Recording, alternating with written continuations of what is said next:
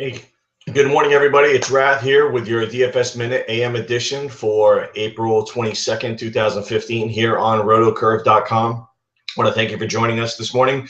And if you did catch the DFS Minute PM edition last night around 6:15, 6:30, we did talk about the big announcement with Yahoo coming out and being in the daily fantasy sports industry this summer. They made the announcement in a shareholder meeting, and it was made by Yahoo representative, and it's huge news that definitely opened up a lot of people's eyes, and it's something that we've been waiting for. When is one of the big three, ESPN, Yahoo, CBS, when is one of them going to make the jump?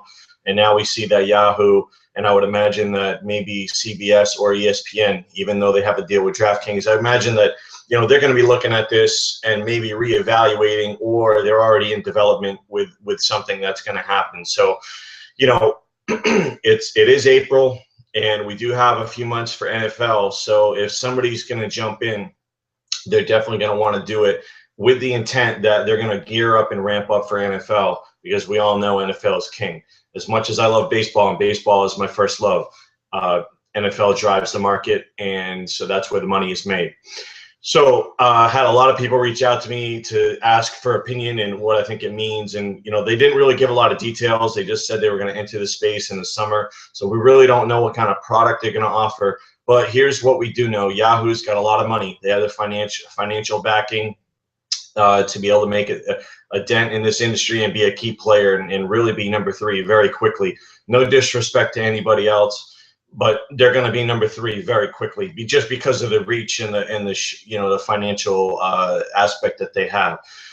They have an existing player base of season-long players, and they have monster traffic. So getting those players to come over and play DFS, is it going to be a salary cap game? Is it going to be a pick'em type game? Is it going to be a snake draft type game? I really don't know, and that's something that they're going to have to figure out, and I'm sure they already do know, but so they're going to have to decide what their audience is going to be willing to play. Content-wise, obviously Yahoo is going to want to ramp up big time on DFS here. They haven't really put out a lot from what I've seen.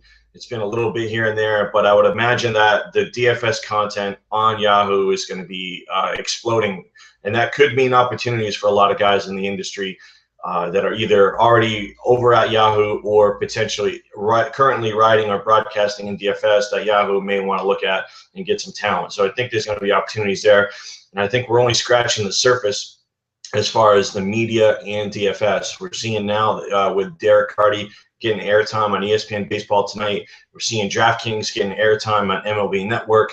It's only a matter of when, not if, we're going to start seeing more mainstream coverage in the media, in broadcast, in radio, especially TV, on daily fantasy sports. It's long overdue. Now, I know the market, the numbers are out.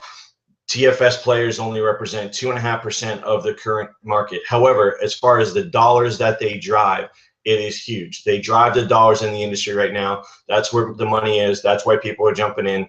And so you're going to start to see maybe at the middle of baseball season, or maybe starting with NFL, I think we're going to start seeing a lot more TV coverage in regards to daily fantasy sports. And I think that's going to be huge. And I'm really looking forward to it, because now it just opens up the market to even more people, more casual sports fans, more casual fantasy sports fans to want to jump in and play on a weekly basis or a daily basis, not just season long. As far as Yahoo goes, touched on it, as far as the reach and the financials, currently the fantasy sports market is estimated at 41 million, and the DFS market is 2.5%. Now, over the next 5 years, it's expected to grow to 50%. And so let's say that DFS can capture at minimum over the next 5 years, let's say 10x. So it gets to, say, 2.5. Let's say it gets to, who knows? Let's say we can go to 20%, okay, of the market. And it could actually end up being more over the next 5 years. Who knows? But, 20% of 50 million is a pretty big number. We're looking at 12, 13, 10 million, 12 million, 20, 25%. So, think about that. Think about the DFS market, expanding and getting from the, say, 2.5 to 20 million. That's huge. The prize pool is going to be huge. The market's going to be huge. and it could be quite insane. So obviously some of the things that are going to be taken into consideration. Why did Yahoo jump in now? I think a lot of the state issues. There are still some state issues out there, but I think a lot of them have gone away. But there is regulation coming, it sounds like, on a state level as far as people getting licensed to operate in those states and things like that, which is good for the industry. There definitely needs to be some form of regulation. Regulation does not mean that they're going to kill DFS. It just means that they're going to want to have some checks and balances in place, which is definitely needed. And one of the things that is certainly being looked at right now. So from that perspective, I think also we always talked about it at Daily Joust. The big sites are not going to jump in until this market matures. A lot of times what happens in businesses is you say, hey, let other people spend the money, let other people grow the market, and then we come in and we can do what we do. Now with Yahoo, they don't have to, they're not going to have to worry about ad spend money. They're not going to have to worry about spending millions of dollars in user acquisition, because they're going to keep it in-house. So they have a huge leg up from that perspective versus anyone else other than an ESPN or a CBS who is in the same position. So from that perspective, that's why I think Yahoo, and not just me, but most feel Yahoo will be immediately number 3 in the market and help grow the market, which is huge. It's only 41 million total. Let's get that number to 50 million over the next 5 years, but also let's get that DFS number from 2.5% to 5 to 10% over the next year to 2, which is going to be huge. I know those numbers are small, but they do represent big growth, and it's only upward in my opinion. So I'm really excited for this Yahoo news. Came at a very interesting time just after the start of the baseball season. So definitely would be curious to see what happens with others in the industry. What does this mean for guys like FanDuel and DraftKings? Well, I mean, really all it means is that there's more money coming into the space, and definitely they're going to want to sharpen their product, their offerings, make sure that they're on point. And, as far as the rake, rakes on tournaments are starting to get a little high. I don't really like to talk about rake all that much. I don't really complain about rake because I feel like as a buyer, you make the decision. You either play or you don't want to play. So, but rakes on tournaments are starting to creep up. We're starting to get to 13, 14, 15%, and it's starting to get a little bit tough. So does Yahoo come in with a high rake? Does Yahoo come in with a competitive rake? That's going to be really a big key. And if they come in with a competitive rake on some large tournaments, I think that is going to have an impact on FanDuel and DraftKings. So definitely something that you want to be aware of and keep an eye on over the next few months to see what happens with Yahoo and rake. I think that's definitely going to be one of the biggest hot buttons. The impact on smaller sites and what could happen. I think that a site like Fantasy Aces probably is going to be okay. They built a loyal following. They have their own niche. They've carved it out. And the way that they're going, I think they're on the right path. I would be concerned about any other site right now, only because they don't have the established player base. They're not seeing growth. They don't have a live final. They don't have large tournaments. I think any other site right now is probably going to be in a tough spot. And that's not to say that they can't make it. It's just to say they're going to be in a tough spot because the player is only going to have the ability to play on a certain number of sites in a given week and a certain day.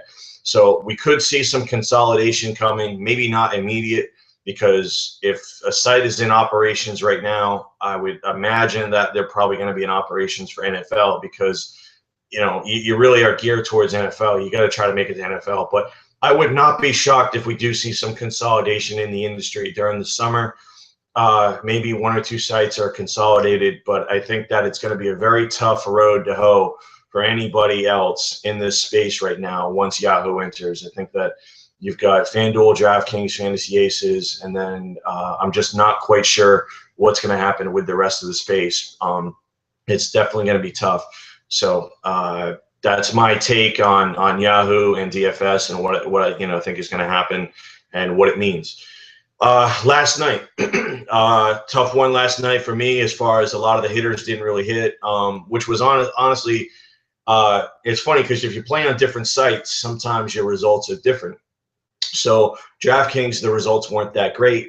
I had 2 pitchers. Liriano was one of them, and Liriano did not pitch a good game. And it was kind of frustrating because I tried to go with who I thought were the safest plays, And I was on Lynn and I was on Nice, but I tried to have some Liriano in there because I felt like there was some upside with the K's. Unfortunately, he got in trouble early on and he really didn't deliver.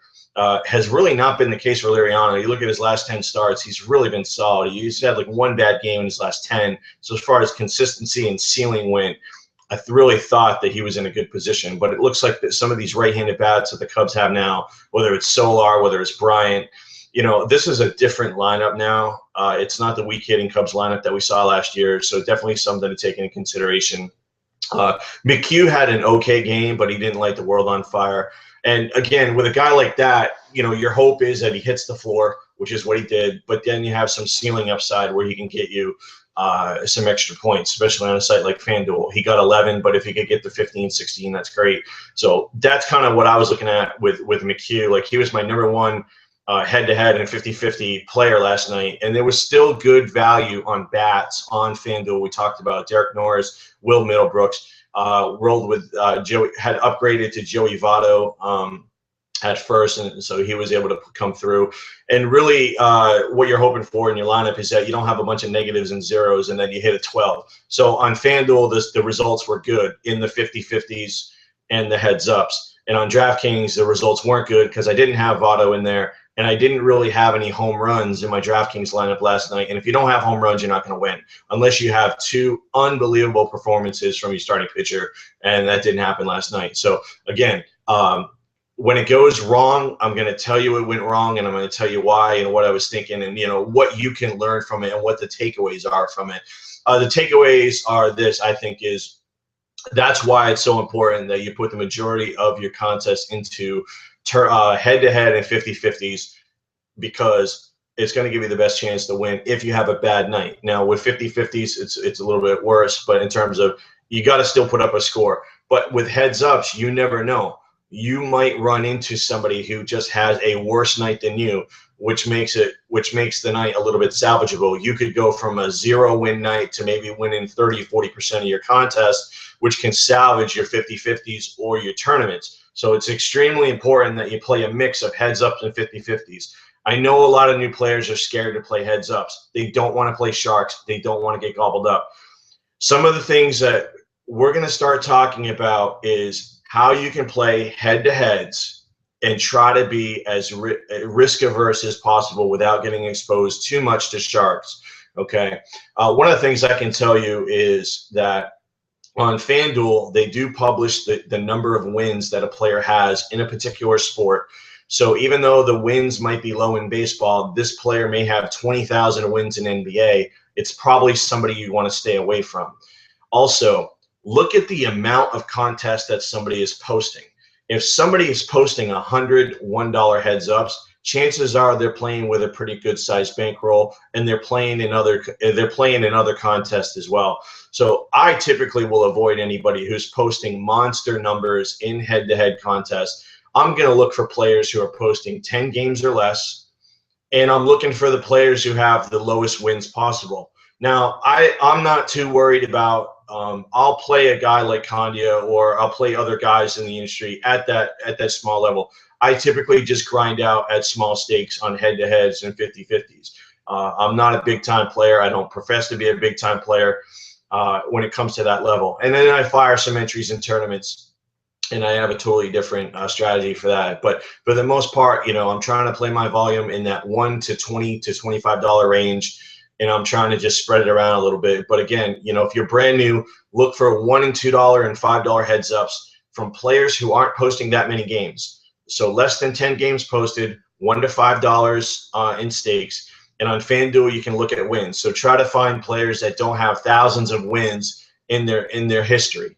On DraftKings, they don't publish wins. So the only thing you can really go on is the number of contests that they post. The other trick that you can do when it talks about heads up is look at the players who are posting the higher volume heads ups in terms of entry fee.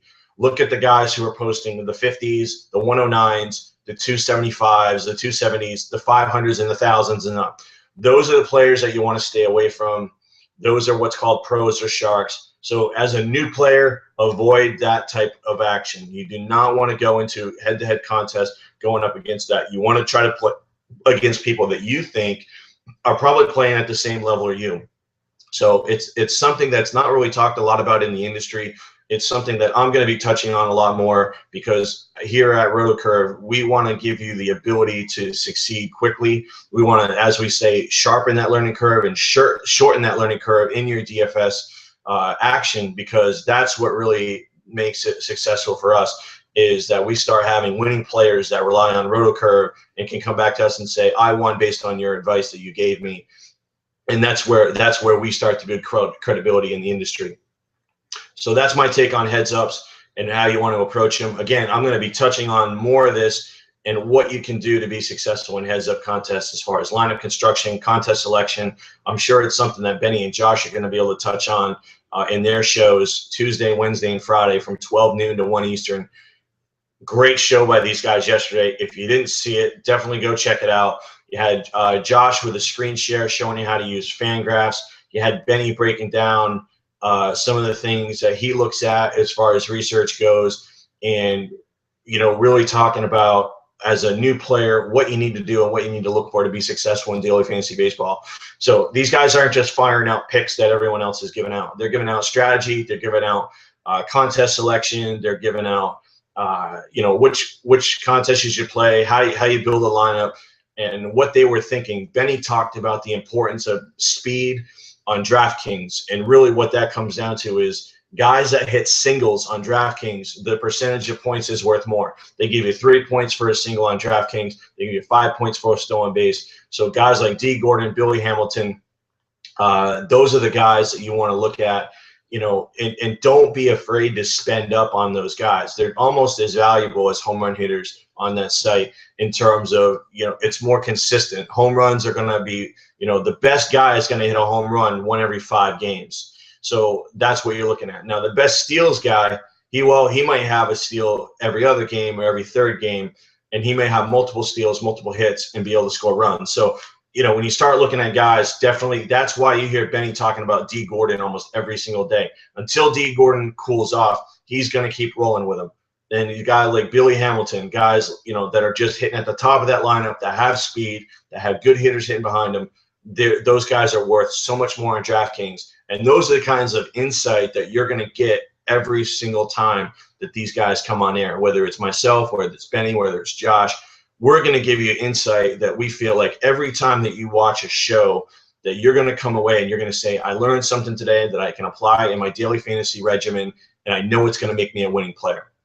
All right, enough about the sales pitch. I know you guys are probably already tuned out, but I'm very passionate about the industry. I'm very passionate about what we're doing here at RotoCurve, and I can't say it enough how proud I am of Benny and Josh as a site that's only been live in its 3rd week and cranking out content that they are.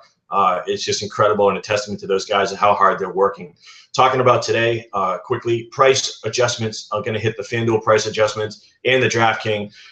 FanDuel, Padre guys went up, obviously, because of what happened the other night with the huge explosive run. So Derek Norris up to 3,600, up 600. Matt Kemp up 500, and Will Mutterbrooks is up 400. And also Luis Valbuena went up. So be aware those guys did go up. So not to say, now here's the thing, they're still playing at Coors, but so they got Kyle Kendrick tonight. So even though it's righty, they're still going to be in play. But now you're going to pay a tax because you're paying on the results of the previous 3 games. The problem with the Padres now is if they go on the road and they still have the high prices, you can't play them because now you're paying what we call a Coors tax, or you're paying a luxury tax because those players have produced phenomenal results and they now go out of that environment, and so everything changes. So I would advise you, look at the schedule for the Padres and what's upcoming. Chances are you're not going to want to play those guys until the salaries come back down to and normalize. Now in Coors, it's the same thing. When the Rocky players explode and their salaries go up and then they go on the road, you can't play them unless they have a ridiculous matchup with a bad pitcher, because again, you're paying that tax. Now, the time to play these guys is when they're on a road trip and they play like the Dodgers, or they play the Padres, or they play the Giants, and they go into these pitching friendly environments and they don't score any runs and the salaries drop. Then they come back home to Coors, and now you're getting them at a discount. That's the time when you want to play Rockies and you want to jump, because especially the first game, because after the first or second game, that third game, the salaries are going to go back up if they explode. So the way to take advantage of the players at Coors is see when they're on the road, if the prices have come down, the first game they get back at home, if they have a good matchup, everything looks great, then you can pounce on Coors. You can take advantage of the pricing, and that's really where you want to play them.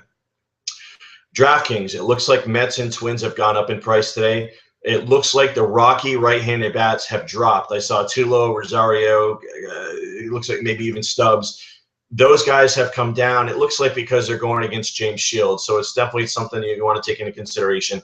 And I actually think that, when you start talking about tournaments, if I get a big price drop on Tulo, even though he's going against Shields, he did hit a home run against Kershaw last week. I know it's a lefty and he mashes lefties, but still, if I'm getting Tulo in Coors and I'm getting him at a discount, even though he's facing a righty and even though it's James Shields, I think I'm still looking at it because it is shortstop and he does have the potential to blow up. So I think Tulo is a guy that you absolutely can look at in tournaments only, though, and pay up to get him.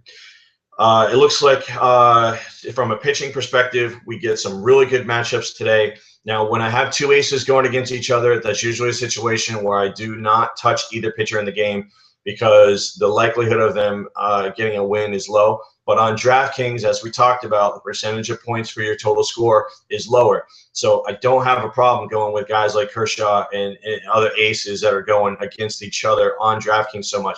But on FanDuel, where the win is so important, it could be 12% of your winning score in the double up or a heads up. I think I'd still roll with Kershaw today because this Giants lineup is so weak, and he had a monster game the last time out. And Kershaw's a guy who can pop a 20 and really do some damage. So there's not many of those guys in the league. So Kershaw is definitely in play for your heads ups and 50-50s today. David Price is probably going to be a guy I'm leaning more towards with tournaments because he has a pretty good matchup, and you can definitely probably lock him in for a win today. As far as I really like his shot for getting a win. He's a huge favorite at home. So David Price, more of a FanDuel play. You're going to get Ks, you're going to get innings, and hopefully you're going to get the win. The guy also I think you can look at is Johnny Cueto going against a Milwaukee Brewers lineup that is pretty decimated right now. No Carlos Gomez, no Jonathan Lucroy, and no Scooter Gennett. So the Brewers lineup that they're rolling out right now is pretty weak, and they just haven't hit all year, and this team is slumping. And there's even talk the manager might be at risk. So I think Cueto is a guy you can definitely look at today. Price is a guy you absolutely can look at, Kershaw. And then I think the wild card is Archie Bradley. Archie Bradley at home, he's actually a really decent favorite. His first two outings, he's gone at least 6. And the thing about him, he's got a 72% ground ball rate through his first 2 starts. That's elite. What that tells me is he's keeping the ball on the ground. He's not going to let the ball get out of the ballpark, and that's key in Arizona. You don't want to be a fly ball pitcher in Arizona. It's a lot like Toronto, where that ball can really go out. Right-handers can mash in that ballpark against lefties. So Bradley, even though he's throwing from the right side, the thing about Bradley, and I talked about Bradley on Sports Zone 1060 in Phoenix on Monday, is he's really transformed as a pitcher. He was a heavy strikeout guy in the minor leagues, and he got hurt, and then he kind of came back, and now he's an elite ground ball pitcher. He's really transformed himself into a guy that says, I'm just going to keep the ball down, and I'm going to lengthen my career, and I'm not going to try to go out there and throw 100 miles an hour past everybody. And that's huge for a guy who's so young at his age to develop as a pitcher like that. Now, what that means, I think, is, hey, we may not have the huge strikeout numbers from Bradley, but he sure seems like a really safe pitcher right now. He went up against Kershaw. He went up against Bumgarner. He held his own, and he's got Gallardo tonight at home.